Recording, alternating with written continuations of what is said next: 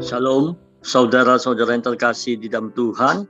Hari ini kita akan belajar kebenaran firman Tuhan yang saya beri tema Saksi Kristus, di mana firman Tuhan bisa kita baca bersama-sama di dalam Kisah Para Rasul 1 ayat 8. Tetapi kamu akan menerima kuasa kalau Roh Kudus turun ke atas kamu, dan kamu akan menjadi saksiku di Yerusalem dan di seluruh Yudea dan Samaria dan sampai ke ujung bumi. Berbicara menjadi saksi Kristus adalah tugas dan tanggung jawab semua orang percaya. Karena kita semua orang percaya sudah mendapat kasih karunia Tuhan yang luar biasa. Kita sudah diberi keselamatan, Roh Kudus sudah turun atas hidup kita, dan kita juga diberi kuasa. Pertanyaannya adalah, sudahkah kita bersaksi atau menjadi saksi yang benar untuk Tuhan kita? Untuk bersaksi, ada kriteria yang harus kita pahami. Saya akan mengajak saudara sekalian untuk belajar 3 poin kriteria yang harus dipahami sebelum kita bersaksi. Yang pertama, kita harus kenal dengan pribadi yang kita saksikan. Saya teringat, saya pernah diundang atau dipanggil ke kantor pajak untuk menjadi saksi atas orang yang saya kenal. Nah, karena saya kenal, saya bisa bersaksi. Saya bisa tahu, saya bisa bercerita apa yang saya tahu. Begitu juga dengan kita sebagai orang percaya, kalau kita dipanggil Tuhan untuk menjadi saksinya Tuhan, sudah seharusnya poin pertama, kita harus kenal dengan Tuhan yang kita sembah. Siapa dia itu Tuhan. Kita harus percaya diri kita sendiri, tahu dengan persis bahwa Tuhan yang kita sembah, Tuhan Yesus itu adalah Tuhan satu-satunya yang sanggup membawa kita kepada surga. Dialah jalan kebenaran dan hidup bagi kita. Nah, dengan kita mengenal dia secara jelas, maka kita akan berani tanpa keraguan untuk bersaksi tentang kebesaran dia. Poin yang kedua, ataupun kriteria yang kedua adalah, apa yang kita saksikan itu semua hanya untuk kepentingan pribadi yang kita saksikan, bukan untuk kepentingan pribadi kita. Seringkali anak-anak Tuhan atau orang Kristen bersaksi seringkali mencuri kemuliaan Tuhan.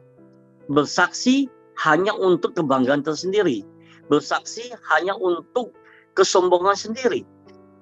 Sudah seharusnya kita sebagai anak-anak Tuhan yang sudah mendapat kasih karunia Tuhan, kita harus bersaksi apa yang kita saksikan, semuanya itu adalah untuk pribadi yang kita agungkan, yaitu Tuhan kita, Tuhan Yesus. Biar semua kemuliaan hanya bagi Tuhan. Nah, dengan kita mengetahui atau kita memahami bahwa apa yang kita saksikan ini bisa tujuan semuanya hanya untuk kemuliaan nama Tuhan, maka kita akan mampu bersaksi dengan benar. Kita akan mampu bersaksi dengan tulus untuk kemuliaan nama Tuhan. Poin yang ketiga, di dalam bersaksi, kita harus berkata jujur, benar. Apa yang kita katakan, iya, katakan iya, tidak, katakan tidak. Kita tidak boleh menambah. Seperti tadi saya sampaikan, saya ingat sekali waktu saya dipanggil, sebelum saya bersaksi, sebelum saya menjadi saksi, saya diangkat sumpah sama pejabat negara. Dan saya direkam dengan catatan, kalau saya menambah atau mengurang, begitu suatu saat terbukti, maka itu bisa menjadi sebuah pidana atas hidup saya. Begitu juga untuk menjadi saksinya Tuhan, kita harus berani berkata jujur, kita harus berani berkata benar, apa yang kita katakan itu tidak menambah, tidak mengurangi. Seperti firman Tuhan yang ada di dalam Matius 5 ayat yang ke-37. Firman Tuhan berkata, jika iya, hendaklah kamu katakan iya. Jika tidak, hendaklah kamu katakan tidak. Apa yang lebih daripada itu dari si jahat.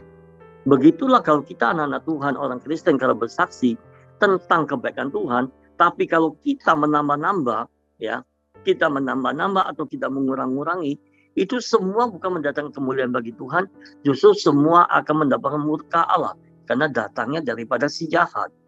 Oleh karena itu, saudara sekalian, pada hari ini kita harus mengerti, dengan poin ketiga poin tersebut, kita tahu, kita mengerti, baru kita mampu menjalankan perintah Tuhan yang dicatat di dalam Kisah Para Rasul 1 ayat 8 tadi. Bahwa kita harus bersaksi mulai dari Yerusalem bicara tentang Yerusalem ada bicara tentang orang-orang terdekat kita, keluarga kita sendiri.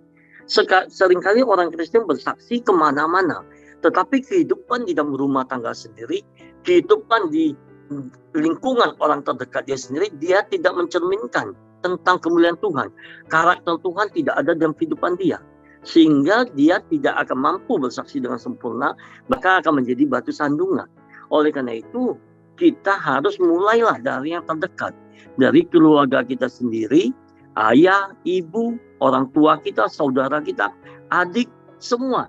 Dengan cara bagaimana? Bukan cuma dengan perkataan, tapi harus juga dengan perbuatan, dengan karakter Tuhan. Itu yang pertama. Setelah kita mampu melakukan terbaik di dalam rumah kita, di dalam lingkungan terdekat kita, barulah kita harus melangkahkan kaki lebih lagi. Kita nggak bisa juga stop sampai di sana. Kita harus melangkahkan kaki kita lebih lagi untuk kemana? Ke Yudea, yaitu ruang lingkup yang lebih luas lagi. Kita jangkaulah sanak saudara kita, famili kita yang belum mengenal Tuhan. Kita harus sampaikan kabar keselamatan untuk mereka. Karena sebagai seorang Kristen, sebagai anak Tuhan, kita harus bersuka cita kalau ada jiwa dimenangkan. Kalau ada jiwa yang namanya tercatat di surga. Kita nggak bisa berpangku tangan dengan melihat jiwa-jiwa binasa. Oleh karena itu, kita hidup nggak boleh menjadi orang Kristen, harus hidup di dalam kasih, tidak boleh hidup di dalam keegoisan, sehingga kita hanya mementingkan keluarga sendiri. Kita tahunya Yerusalem saja, dan kita tidak pernah mau melangkah. Setelah kita mampu menjadi yang terbaik dalam rumah kita, di dalam keluarga kita melangkahkan kaki untuk saudara kita, untuk famili kita, menangkan jiwa mereka, sampaikan kabar baik untuk mereka. Setelah itu apalagi? Apakah kita stop? Tidak. Sebagai anak-anak Tuhan, kita terus melayani Tuhan sampai kita berjumpa dengan Tuhan. Yaitu kita ke tempat yang lebih jauh lagi. Kita harus jangkau orang-orang yang belum mengenal Tuhan, yang jauh, yang mungkin belum kita kenal pun, kita harus jangkau mereka. Yaitu kita ke Samaria. Kita pergi ke Samaria. Sehingga di sana kita bisa memenangkan jiwa bagi Tuhan. Kita jangkau mereka, mungkin teman sekantor kita, mungkin relasi kita, bagi yang masih sekolah, mungkin teman sekolah, semuanya kita menjadi berkat di tengah-tengah mereka dengan hidup berdasarkan karakter Tuhan. Sehingga hidup kita boleh menjadi cermin yang terbuka, boleh menjadi surat yang terbuka, yang dapat dibaca oleh siapa saja. Sehingga orang bisa mengenal Tuhan melalui kehidupan kita. Dan setelah itu kita lakukan semuanya itu, kita harus, ya, kalau bisa kita harus ke mana? Ke ujung bumi. Ya, kalau bisa itu baik. Tapi bicara ujung bumi, sampai ke ujung bumi bukan bicara kita wajib sampai ke ujung bumi. Karena mungkin ada orang yang mampu sampai ke ujung bumi memberitakan Injil, mungkin ada yang tidak bisa. Kalau bisa baik. Nah, kalau tidak bisa, tidak apa. Bicara tentang sampai kepada ujung bumi, ini bicara tentang bahwa kita harus menjadi saksi di segala tempat, ya, di semua tempat, dimanapun kita berada, dimanapun kita ditempatkan, dimanapun, disitulah kita harus tetap menjadi saksi. Kita selalu ingat akan identitas diri kita. Kita harus tetap hidup berintegritas karena kita adalah anak-anak Tuhan. Sehingga kita tidak menjadi batu sandungan, tapi kita bisa menjadi batu penjuru. Nah, dan sebagai anak-anak Tuhan, sudah seharusnya kita melakukan firman Tuhan. Kita taat, setia melakukan firman Tuhan. Karena firman Tuhan tercatat di dalam Yakobus pasal 1 ayat 22. Kita baca sama-sama. Tetapi hendaklah kamu menjadi pelaku firman, dan bukan hanya pendengar saja. Sebab jika tidak demikian, kamu menipu diri sendiri. Saudara sekalian, saya percaya kita semua sebagai pelayan-pelayan Tuhan, sebagai orang yang mengenal Tuhan, sebagai orang yang sudah mendapatkan kasih karunia Tuhan, kita sudah sering mendengarkan kebenaran firman Tuhan. Mari kita lakukan firman Tuhan. Mari kita menjadi pelaku firman. Janganlah kita hidup menjadi orang yang menipu diri sendiri. Karena orang yang menipu diri sendiri adalah orang yang paling bodoh. Di mana kita menipu diri kita sendiri. Sudah seharusnya kita menjadi pelaku firman. Firman berkata, setiap firman yang kita dengar, kalau kita tidak melakukannya, Artinya kita ini sedang menipu diri kita sendiri. Pilihan ada di tangan kita. Pilihan ada di tangan saudara. Mau melakukan firman, taat setia, atau menipu diri sendiri. Ini semua pilihan di kita. Tuhan memberikan kebebasan kepada kita sebagai orang percaya. Akan tetapi seharusnya sebagai orang percaya, kita wajib harus melakukan setiap perintah-perintah Tuhan. Orang yang mengaku mengasihi Tuhan adalah orang yang melakukan perintah Tuhan.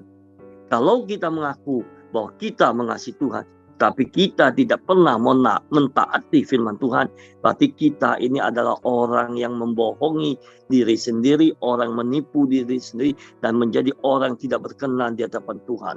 Oleh karena itu, saudara sekalian, mulailah hari ini, marilah kita semua menerjemahkan atau mengaplikasikan firman di dalam setiap kehidupan kita sehari-hari. Sehingga dimanapun kita berada, banyak jiwa dimenangkan, dan nama Yesus dimuliakan. Mari kita tundukkan kepala, kita berdoa. Kami bersyukur dan berterima kasih kepada Engkau Tuhan, di mana pada hari ini kami boleh diberi kesempatan untuk mendengarkan kebenaran firman Tuhan. Ajarlah kami agar kami boleh setia, boleh taat, melakukan setiap kebenaran firman Tuhan.